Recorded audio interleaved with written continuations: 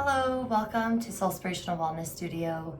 For those of you that don't know, I'm Tish, and I've been wanting to do this video for quite some time. I've debated whether or not to do a Facebook Live or do it as a local show, but I'm going to put it here on YouTube for people to watch. So if you like the message contained within this video, I hope that you would like it and share it with your friends or point other people who may benefit over here to the video. So what I'm going to do is talk about The Wizard of Oz, break down some of the pieces, so we'll look at it macro to micro level, and then what can we gain from it. All right, so The Wizard of Oz. As a little girl, I would watch the movie and I would get this feeling in the pit of my stomach. And then years later, I think it was in '97, I was going through a divorce. I went with a really close friend to go see it. And it was just like a light bulb going off over my head. Things were making sense. And then I noticed that feeling like in the pit of my stomach went away because it was finally making sense to me. So just as a little side note, how the universe will bring us, or our intuition, the soul, whatever, however you want to perceive it, we feel a certain way, we could feel a certain way about something until it unfolds and we get the information. But anyway, so I walked out of there really excited out of the movie theater. So let's put this into perspective. So when the movie opens, it's in black and white, right? It just kind of feels kind of drab and mundane. So Dorothy, which I still haven't, just recently dawned on me that I haven't really looked into why she was being raised by her Aunt Em. I don't know if the story reveals that or not. I don't recall that. But anyway, so in the opening part of the movie, Dorothy has her dog Toto, which Miss Gulch, a neighbor, wants to take Toto and have Toto destroyed. Dorothy, obviously love for her dog, decides she's going to run away. Now, I'm not going to get to every piece of part about the movie because I could go on and on about it. And we know that she meets somebody after she runs away, and then she decides to go back home. And as she's going back home, the storm is moving in. And where everybody else got in the storm shelter, remember, Dorothy was unable to get in the shelter. So her and Toto went back into the house. And she was hit, I think, by a piece of wood or something and knocked her out. So then what happens? The tornado, right? Dorothy is swept up in the tornado. And while she's swept up in the tornado, she's seeing things of her current environment flying past, right? Miss Gulch, I remember seeing a cow and some other things just of her environment that she's seeing passing by her. So eventually the house lands in what we come to know as Munchkin Land. And how beautiful that it's at that point where things turn to color. Now, some people can look at this as the dream state. I look at this as a larger picture representing, once again, our own journey. So there obviously is no one way to look at this, no right or wrong way. I'm just sharing with you what feels right for me and see if there's something in here for you. So now all of a sudden we go from the mundane everyday life to, it's color. There's something special about where Dorothy lands. And she says to Toto, I don't think we're in Kansas anymore. And something about, I think now we're over the rainbow. So she sees, Glenda, the good witch, appears, which to me, Glenda is the good witch from the north. And I think about the North Star, that which guides us. So as it happens, Dorothy's house landed on the Wicked Witch of the East. So her sister, the Wicked Witch of the West, shows up, and of course she's really upset because Dorothy just killed her sister. So during this exchange, as Glinda is reminding the Wicked Witch about the ruby red slippers, they just disappear from the dead witch's feet and they appear upon Dorothy's feet. To which Glinda says something to the effect of making sure that she stays tight within those shoes. The Wicked Witch leaves, and then the Munchkins come out. And they are happy, you know, the one Wicked Witch is dead.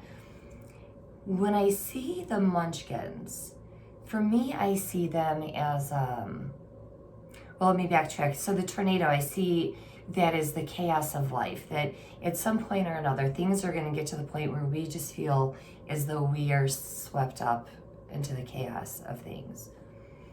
So then the Munchkins appear, and to me, I see them as the childlike aspects of ourself, and maybe some of the happier, lighter thoughts of the mind. And it's with a lullaby league. I don't have my notes with me. And the Lollipop Kids, I think is what it is. So again, I see these more as the childlike aspects of self. And Dorothy, for me, representing self. So then she wants to get back to Kansas, but she can't go back the same way she came. So Glinda, you know, she's encouraging her to go to Emerald City, to the land of Oz. Dorothy's like, well, where do I begin? And Glinda tells her something about, you know, I think the best place to start is at the beginning, something to that effect. So here's the start of the Yellow Brick Road. When I think about the Yellow Brick Road, I think about it in a couple of different ways. First of all, the brick, that the earth below us is solid as we continue upon our journey. So it isn't quicksand. It isn't mud that could, you know, earth that could be washed away in the rain. It's brick. It's solid. I also see this as being yellow brings me into the solar plexus, or the sun. It reminds me of God's light. So I feel that internal guidance, that divine guidance that is within each and every one of us, guiding our way. And then, of course, you know, I'm somebody who works, I do Reiki and I work with the chakras, so I can't help but think about also with yellow, the sun, the solar plexus, the place of power within us. So anyway, Dorothy and Toto embark upon their journey. Now this is where I'm going to pull back some. So on her journey, she first comes across the Scarecrow, the Tin Man, and then the Cowardly Lion. The Scarecrow only wanting a brain, Tin Man wanting a heart, Cowardly Lion wanting courage. And when we look at this, you know, it dawned on me that these are all aspects of self. You know, the mind, the heart, the internal strength within us, that place of courage. So when she gets to Scarecrow, he only wants a brain. Dorothy asked him something to the effect of, well, how can you talk if you haven't a brain? And he says something in response that there's a lot of people who do an awful lot of talking that haven't got a brain. So, you know, he's witty. He's showing us right there that he does have a brain. And then when we fast forward to Tin Man, he was saying how he only wants a heart. But then shortly after, the Wicked Witch appears and throws like a fireball or something at Scarecrow, in which Tin Man very quickly snuffs out that fire. Well, one could argue, at least I do, that Tin Man already has a heart. Otherwise, he probably wouldn't care so much about snuffing out the fire. When we look at the Cowardly Lion comes out pretty forcefully, right? Because he's the king of the forest. But then as soon as he says something about Toto, which upsets Dorothy, Dorothy smacks him and he's all upset. And then that's when the truth, so to speak, or at least his perceived truth, that he really wasn't courageous at all. But he decides to take the journey with him, with them, with the others, which I would argue that that shows that he did have the courage, because he's leaving an environment where he is deemed king of the forest, and he is stepping out with the others. The other thing I'd like to point out is that with Scarecrow, when Dorothy first made Scarecrow, and he's stuck on the pole, to me, I kind of see this like the mind being almost atrophied, that there isn't a whole lot going on. You know, the mind is just the humdrum looking at the day in, day out, everything that's going on. Until Dorothy frees the mind, frees the brain, frees Scarecrow. And we see something similar with Tin Man, where Tin Man, when they found him, he was stiff. He couldn't move because he had been out there being rained upon, etc. They had to take the oil can to loosen up the Tin Man. And with him only wanting a heart, the way that I see this is how so many of us have been hurt throughout our lifetime, so we protect it. And maybe we stiffen up when it comes to love, you know? We don't want to feel because we don't want to be hurt. But the brain and the self help to loosen up the heart. And then again, we go on to the Cowardly Lion, but at each step of the way, what happens? They all lock arms as they journey on the yellow brick road. And we see, watching the movie, that there are different obstacles within Dorothy and the others within their way, but they overcome the obstacles. One of them I see is when they are going through the poppy fields. So when I see the poppy fields and I think about how, I think it was Dorothy and Lion that fell asleep in the poppy fields. So when I think about asleep, I think about the time at the start of the movie where it was just going back to the way things were. When we are on our spiritual journey, we call it an awakening. And oftentimes we see things brighter, the colors, life just seems richer. But there are times on our journey that we may find that life just kind of sucked us up and pulled us off our path. Oftentimes in my mind, I see it as a dirt road in the middle of nowhere, is what I see when I've had enough nudges telling me to get back on my journey. So I see that with the poppy fields. And what happens? You know, Glenda the Good Witch appears again. It's snowing, and snow, a form of water, a form of cleansing, but it's something cold and stark to wake them up. And they didn't have to go back and find their way. They just got up and went right back on their journey. And when they stood up, they could see Emerald City up ahead of them. So a couple of things here. So Emerald City, the ruby slippers, you may find that, you know, if you're somebody who works with crystals, that there may be even deeper meaning for you when we bring in the element of ruby and emerald into the equation. Now, Emerald City could be whatever your goals, your dreams, aspirations may be. So maybe it's enlightenment. Maybe it's starting a new career, doing something, whatever your goal happens to be up here. You know, finding more courage or love or whatever that happens to be for you. So the group sees Emerald City up ahead. And again, they didn't go back over and find the yellow brick road. They just continued. They found the road just appears and they continue on their journey. Now, I do also want to stop and think for a second before we get to the part with Emerald City. When we look at the Scarecrow and Tin Man and courage. So when we see Dorothy and Scarecrow helping Tin Man, the one who only wants a heart, right? Or even the three of them helping Scarecrow, there are times maybe where we feel as though we've been up into the mind a whole lot lately. We feel separated. We can use, there are times where maybe it's the heart that's trying to get us out of our heads.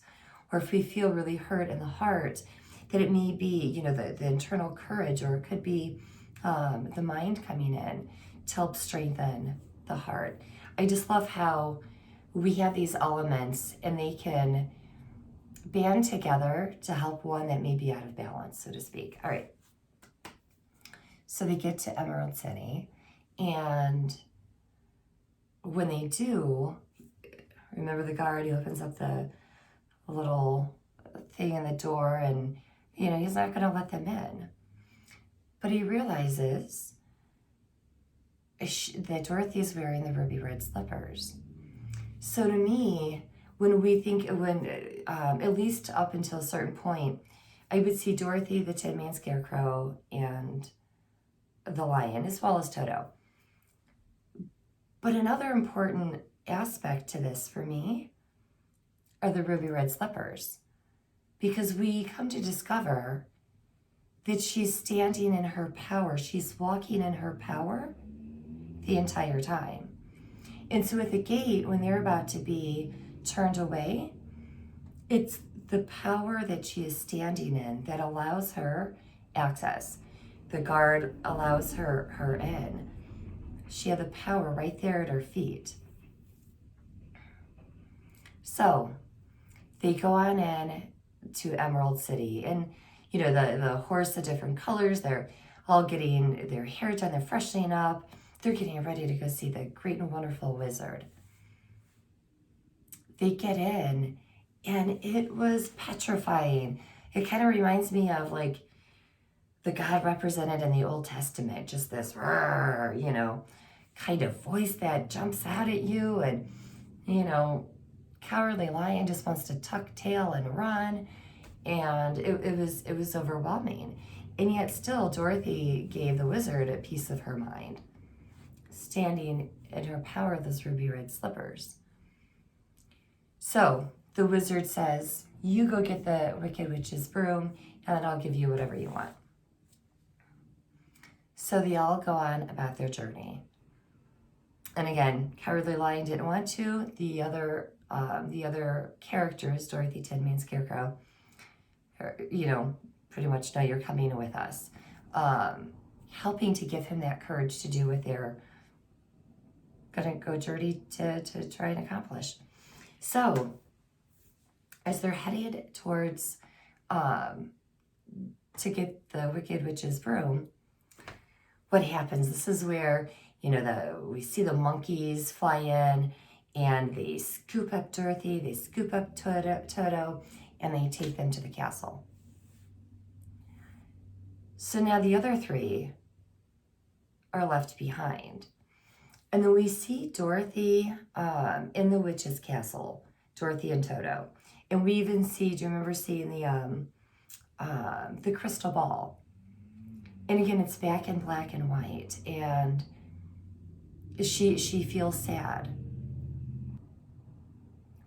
It's at this point of the story where it dawned on me that, all right, when we look at Dorothy in the castle,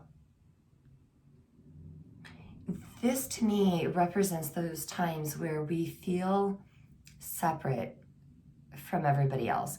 Kind of like what I was talking about earlier. So Dorothy is separated from mind or brain, heart, courage.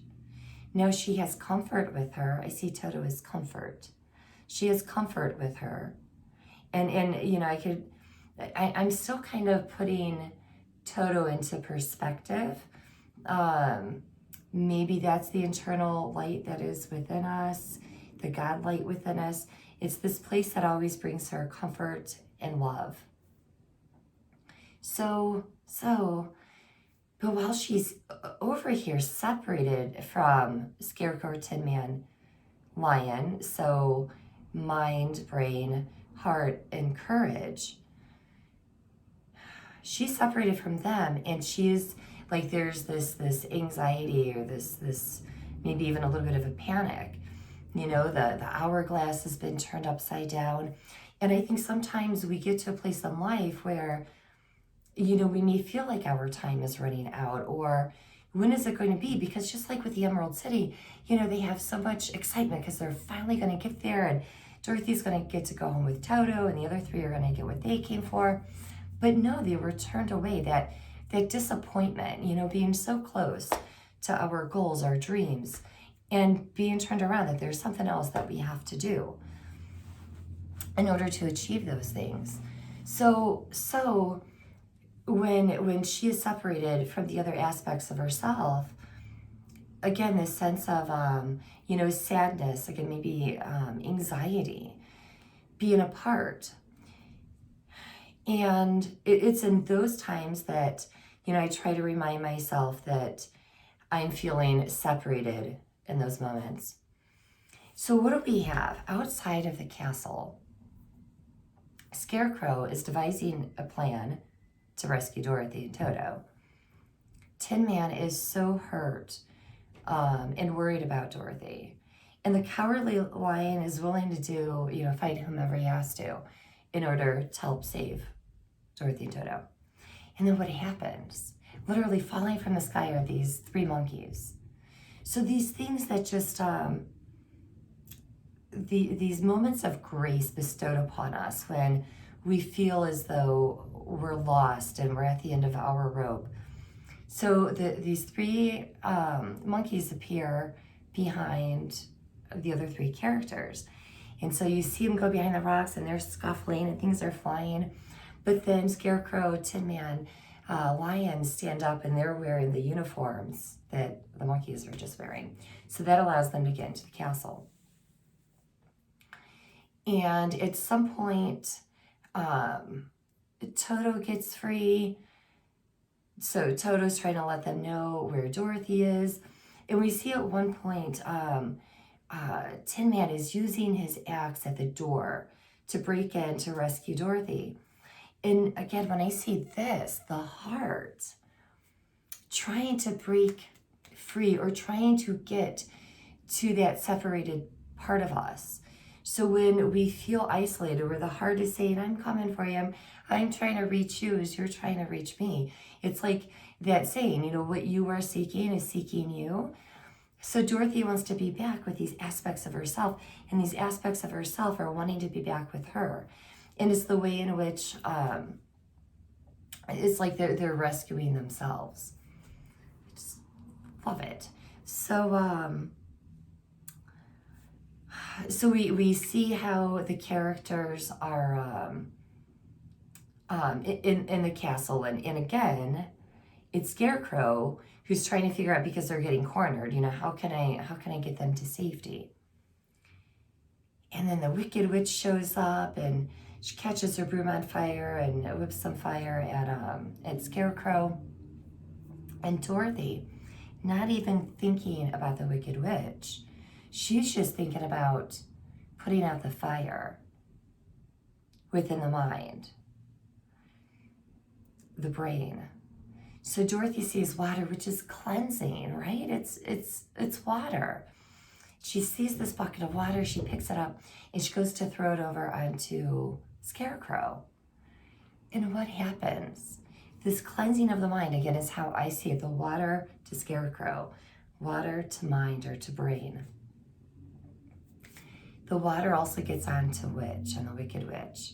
You know, and then we all know, you know, I'm melting. So to me, and again, you guys may see this a little bit differently, but if this gets you kind of thinking about things, how interesting. So to me, the Wicked Witch, both of them, of the East and of the West, to me represent aspects of the ego.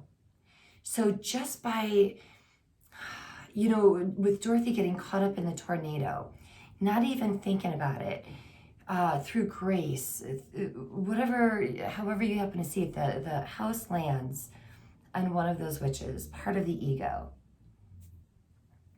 As she is journeying, and then as she gets to this particular place near the end of the movie, her saving herself, the cleansing of the mind, helped to wipe away that aspect of the ego, this darkness within.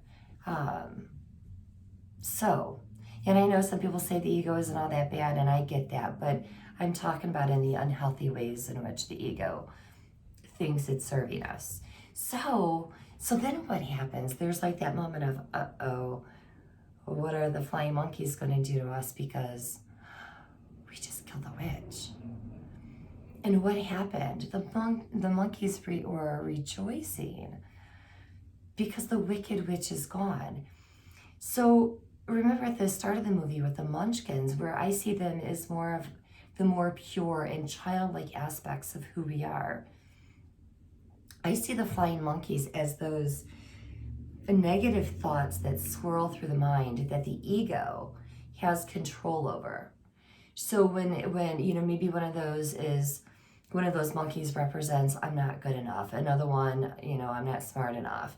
I'm not worthy. I shouldn't be doing this. Whatever those monkeys represent within anyone's own particular mind, the ego ruling over those thoughts. So now that the ego is gone, those thoughts can leave us. They are free to leave. We have released them through the cleansing of the ego. So Dorothy, Toto, and the crew, they head back to Emerald City. They go back to the Wizard of Oz to bring back the broomstick. And it's there where Toto pulls back the curtain. It's no wizard at all. It's just another man. He too is looking for something. He's been wanting to go home, so he just kind of assumed this position or whatever. So he went ahead and gave each one of them what they were looking for. But as we already saw, the Scarecrow already had a brain. Tin Man, so I would say Scarecrow is brain, is mind. Tin Man is heart. Lion is courage. All these things that all of us have within us. So then we're taken to the scene where, Glinda's there with a group. The wizard gets on the hot air balloon. But then I think it was Toto, but the rope got loose, so it was no longer tethered. And so the hot air balloon starts floating away. So Dorothy couldn't get on the balloon to find her way back to Kansas. And how brilliant. Of course not. Because nobody else is supposed to take Dorothy home. That's up to Dorothy to do. She has the power to do that. And I think about the yellow brick road and how some of us have like this straight line. I don't know if anybody ever has really a straight line, but it may be less, the turns and the twists of the journey. People like me, I've known others where it's like, oh my goodness, our journey has just hit so many twists and turns. And, but it's been beautiful, even the hard times. So Glenda is standing there. She's upset because, her ride home just left. And then Glenda reminds her, you have always had the power. Looking at those ruby red slippers, you just had to find it for yourself. So Dorothy clicks her heels 3 times, which to me is a ritual thing. So she clicks her heels 3 times, stating what she wants. And she says, there's no place like home. There's no place like home. To which Dorothy winds up back in her bed at home. We can never truly go back. I mean, we can, once we have awakened, started our journey, things are never the same. We can see the same people, our environment can be the same, but we have changed. There's something or shifted, adjusted within us. Something's different. So Dorothy wakes up. And how does she wake up? Not complaining how much her head hurts, she is excited and she's looking around at the different characters, and you were there, and you were there, and you were there, but I kind of feel like Oprah with the cars.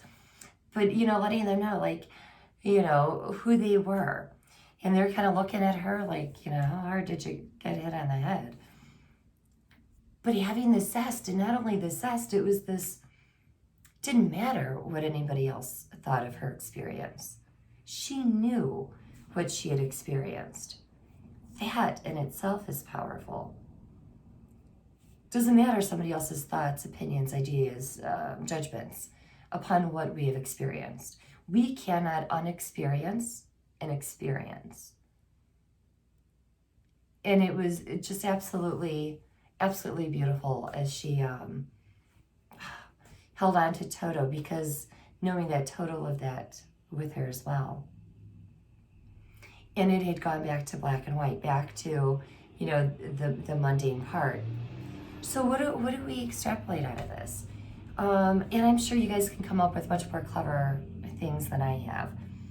But one of the things is when Dorothy is separated from the other aspects of self, of knowing that we'll get back there, that they are fighting to reconnect with us as much as we are wanting to reconnect with them.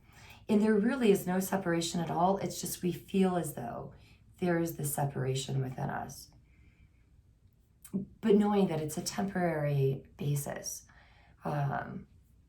We are born with all of these aspects, God-given for each and every one of us. To know, like the poppy fields, that when life swoops us up and gets us off track, it's okay. It's just once we recognize, it's our responsibility to just get back on and start to pursue Emerald City. So whatever your goals, dreams, aspirations may be in front of you. Of knowing, I think it's brilliant that they went with slippers and not a crown, for example. Or maybe thinking like Wonder Woman and the bracelets. So she is walking in her power.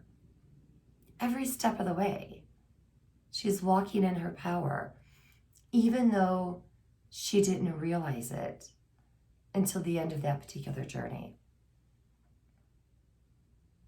And knowing that we have the ability to cleanse the mind, to quiet the ego, so that we can free those negative thoughts that kind of keep us trapped up in the mind, that we can help to cleanse and release those. That maybe they want to be released just as much as we want to release them, especially if we've been sitting with lack our whole life.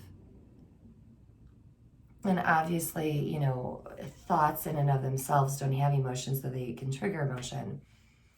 But if somebody's had the emotion or the thought bounce around their head, I'm not good enough, that thought must be exhausted from bouncing around in the mind all these years. Or, I'm not smart enough, I'm not pretty enough, I'm not this enough or that enough. Oh, let's release those thoughts. Let them just sleep. Let them just fade away, because they too must be exhausted and worn and stretched out. We have the power within us. For those of you interested in tarot, so, I teach tarot classes, and I'm going through one of my private pages currently, laying out the major arcana as the Fool's Journey, or the Hero's Journey, however you want to call it. And I was thinking about the Fool card representing Dorothy. And then when I went to the next card, which is card number 1, the Magician, which is interesting too, that it's also the Roman numeral 1, looking like I, self.